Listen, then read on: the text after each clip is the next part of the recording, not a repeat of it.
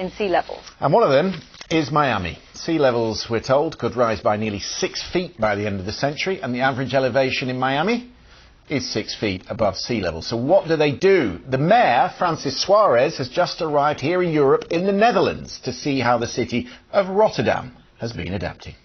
Mayor Suarez, Rotterdam is a city that has been dealing with rising sea levels for almost 20 years. So what have you learned on your journey around the city?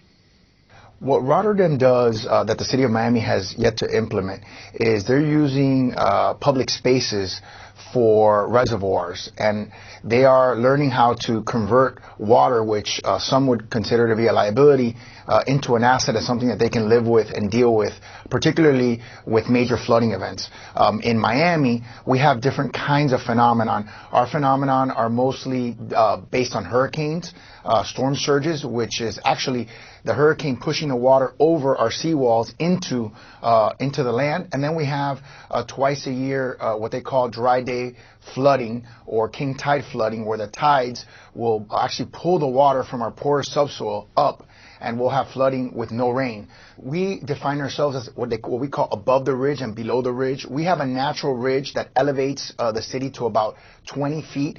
Everybody below that ridge in the coastal areas is at risk. We're talking about billions of dollars and tens of thousands, if not hundreds of thousands of people that are at risk. You're part of the Global Commission on Adaptation. In fact, I think you're the only American mayor on it. This is a group that is bankrolled by Bill Gates, among others. But you're not the only part of the country at risk. I mean, we've had some of the worst wildfires we've seen to date in California. Puerto Rico has been devastated. Huge areas of Florida are at risk. Are other Republican mayors like you starting to sit up and pay notice? You can't deny what is happening. I can't sit in 3 feet of water in my financial district and pretend like it's not happening. I'm also the chair of the Environment Committee for the entire U.S. Conference of Mayors, which sets national policy. So I'm now on a global commission helping to set global environmental policy and adaptation policy, but I'm also on a national committee convincing mayors really from both parties. This is really not a partisan issue. It should not be a partisan issue.